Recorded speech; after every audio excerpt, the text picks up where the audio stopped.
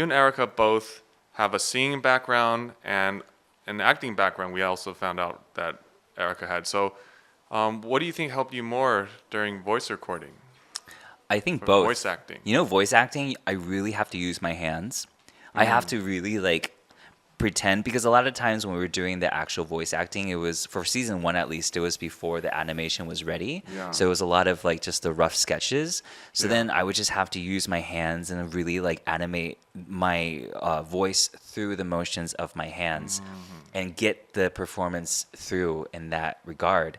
And it was hard because I actually have never met Erica yet.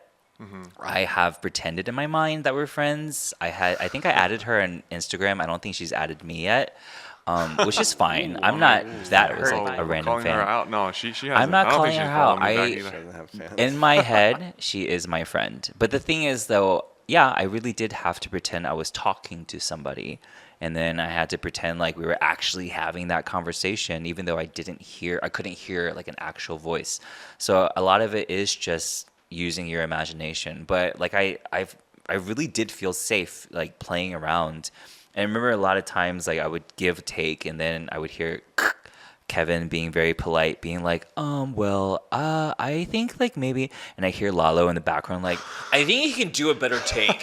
And I'm like, I can hear you, Lalo. I'm like, I can do a better take. And then Kevin's like, yeah, maybe a better take would be better. You're like, I'm so sorry for. I'll keep Lalo in check. That was very. No, I love the balance between the very polite Kevin, who's trying to be like more like tactful with his direction. He's actually the director. Yeah, and then you hear like, I think that wasn't funny. It could have been funnier. You know what the problem is? Is Michael didn't grow up with the belly like we did. Oh yeah. Yeah, I grew up an extra. That's not true. I'm a big kid dude, too. I was fat too. You're fat? Yeah. You don't even know. Welcome to the Fat Club. I drank Coke every day. Coca-Cola. Well, yours was self-inflicted, which is not saying that you can't have that identity. I'm not grew up in taking that away America. from you, but it's a little bit different when it's childhood trauma. It's funny because, right, coming from an Asian perspective, it's funny to hear us talking about like being shamed for being fat or like struggling with weight, right? Because I think for Westerners, like there's nothing we have no struggle. Like they'll probably look at the three of us and be like, you guys Yeah, I was are about to the say, skinniest they're like- guys I've ever seen. It's just as difficult if we're talking about like an Asian person being skinny fat, what they would say, versus like a non-Asian person being like 300 pounds, right? But it's like still there's a struggle there. Yeah. And I guess it just comes back to people are obsessed with being skinny. I think it's just societal pressures. But that's why I like Jennie. Because Jennie, I don't know, especially in season 2, I think you can kind of tell, like she's not a waif, right? She's like almost like muscular because she surfs, right? She's not like she's a skinny little Asian girl. She's Asian American, right? She's coming back here. She kind of like is more in your face. she's not. I mean, she's from the States, Yeah. and she's living in Taiwan. And you're right. In Taiwan, there is like a societal pressure to be thinner, Super thin. like lighter skinned. Yeah. Yeah, like, and if you don't do that, especially in the entertainment industry, like you're seen as like lesser than or less valuable. Like you are. Like if you don't have a 6-pack as a guy, like you're not as usable. Like Yeah. they don't care about skill. It's more about how you look. Yeah, so it's just the way that it is. But seriously though, the Jennie Show, like bringing it back a little bit, reeling it in. The second season, the animation quality, like literally when I was like doing the voiceover, I was like, ooh. Oh yeah, I don't I think we was talked like, about level up. I was like, what? I You know was why, like, right? Keekay, huh? that. You know why, right? Why? Because we changed the whole style of the show. So the first season, it was animated through Adobe After Effects or a similar program where all the movements are controlled by a computer and keyframes. Layman And have you terms, used, like, any we kind of- use expensive animation. Basically. Second season. But Yeah. second season, you like really No, literally but looks so second impressive. season, it's not a computer doing the movement from here to here. Right. Like It's left to right kind of Someone has drawn by hand every single in between frame. So if Jennie's going here, Traditional 2D animation. yeah, it's called hand-drawn traditional animation. hand-drawn 2D animation. What was the decision behind that to make that change for you guys? It's kind of a dream. I don't know about Kevin. For me, it's like I grew up watching 2D anime, like traditional hand-drawn 2D animation, right? I grew up watching Looney Tunes. I think you did too, right? Bugs Bunny and stuff. yeah. But then it was like Tiny Toons, Rugrats, Ren and Stimpy, Muppet Babies, and then as I got older, Simpsons and Family Guy and Rick and Morty. So it's like, yeah, it's like my dream to make a show in that style. And so yeah, we really kind of lucked out. We met this company that is one of Taiwan's oldest animation companies. They've been doing traditional hand-drawn animation for studios like Disney, Warner Brothers, Hanna-Barbera since the late 70s. So they were interested in kind of expanding their repertoire to something like this, where it's like we made an original show, and they're the animation studio. Right. There's Taiwan. There's no Warner Brothers, right? Well, I mean, we're kind of Warner Brothers. We're bigger than Warner Brothers, Yeah. but Who are Warner no. Brothers? My point is they're not animation services, right? They're animation studio, and here the distinction would be that, like for a show like Tiny Toons, Warner Brothers has a studio in probably Burbank, right, where they have all the artists who have drawn the characters, the voice actors who have done the voice acting, and storyboard artists who have done the storyboard and made an animatic. And that is a pretty complete piece of work that then gets sent to the Taiwan studio. And all the Taiwan studio does is add color and add what's called the in-between, right? So if Bugs Bunny is here or whatever. Buster Bunny is here and he's He was going my there. idol as a kid. They might have already drawn Buster from here and they've drawn Buster here going like, ugh. Right. But they have not drawn the frames from here to walk, From A walk, to walk, B. walk, walk, and then jump. So what the company we work with, Brilliant Animation, normally does is those in-between frames. So for us, here they got to do, A basically, to B, like everything. Animate. yeah, Animated. basically everything. Yeah. Like they The designed animation is done. Yeah. The actual animating. Uh-huh. is and done. all the Yeah. character, like the new character designs. In fact, they redesigned Jennie for the show for the second season. So yes, it's the same kind of.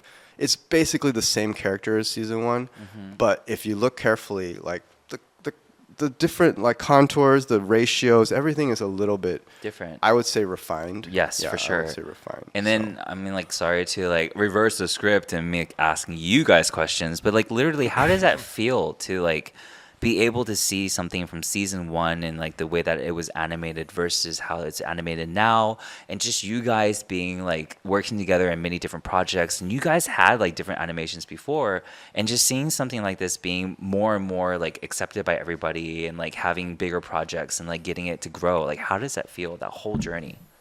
I mean, I'm waiting for like an Oscar or something, and then I'll be like, yeah, we did something, because until then, I mean, until it's like yeah, I mean, we all got paid. That's nice to do what we like, but ultimately, it's like I want something external to validate it, because I'm empty inside and feel All right. feel like yes. I just heard a gust of wind. feel like For the a next episode, Michael. no, because Michael. I have a tendency to feel like I'm failing if I'm not doing like what I consider to be excellent work, right? So Does it matter if I think it's excellent work? Am I good enough externally? no, Oh my god. yeah, I think No, I mean, for me, I think it definitely, for season one, the voice actors and the script really carried the show. And with 2D animation, it's like it did a good job. It did what it did to tell the story. But when we moved into traditional hand-drawn animation, that adds another layer of magic. And so when everything is put together, the characters come to life. it feels more like you said, comes to life in that you feel like you're actually watching a living thing, versus season one, which kind of was more abstract, conceptual. It's like I hear this character talking and I see something moving, but it's harder to make a connection, and for that to become like a living, breathing character. Yeah, and because not of the to- flash. right? Definitely Because not of to the- take anything away from the animators and the production first season. that worked on the first season. Because Yeah, it was really cool. think- I loved it. yeah, it had yeah, its own yeah, style yeah. for sure. Yeah. Yeah. just what the tools that we used for season one Right. we did what we. I mean, I we did what literally we could. use it to brag to my friends all the time. Like, Yeah. you guys don't understand how many friends I've been like, watch this, and if you don't, you're not my friend, and I'll hate you with the end of the earth. And like, look how impressive this is, and this is like from Taiwan, and this is like my friends did this, and I'm the That's voice of one of the awesome. characters that is in it, and it's like the cutest character of the whole series. No offense, Erica, but like literally, like it is seriously Yeah. something that I feel like is like literally so big. Like, I'm so proud of you guys for doing it. I'm not just saying that because I'm your friends. Like, fuck being your friends for like 2 minutes, right? Literally, doing an animation is difficult. Doing it and telling a story of like an ABC coming to Taiwan, doing it in a way that's like likable and relatable to different people, no matter who they are. Like, it's charismatic. It's cute. It's just a lot of things that I was so proud to be part of this project. So like the animation thing of the season 2 thing, like, I'm not saying that just to be like, like on a superficial level.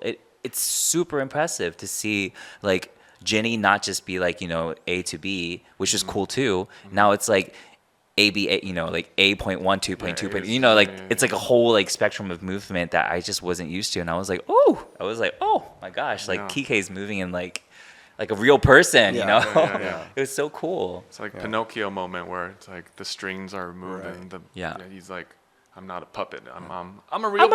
boy. Right. Thanks, man. I mean, season 1, the animation team really stepped up and did it. They did a And- great, amazing job. And I think, honestly, it's just the subject matter. Yeah. Like, if we took season 1, that animation style, but made like Adult Swim kind of stuff, like darker and a little Amazing. bit more like, Gritty. I guess I could say artistic, but also like a little bit more like kind of avant-garde and off color, like then that style might even be better Right. than traditional hand-drawn because you want it to be more like abstract, right? Yeah, I mean, look at South Park. Yeah. South Park, you don't watch it for animation. How many seasons have they done? And like that animation is like amazing. Yeah, that's right? their defense for doing all the, for touching all the subject matter that they touch. It's like, Right, exactly. this is obviously just a bunch of cardboard figures jumping up and down. Like, this is not it's like, that serves their story. Yeah. And what they're Exactly. doing. It's like,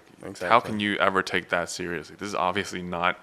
And look how many awards Yeah. they've won.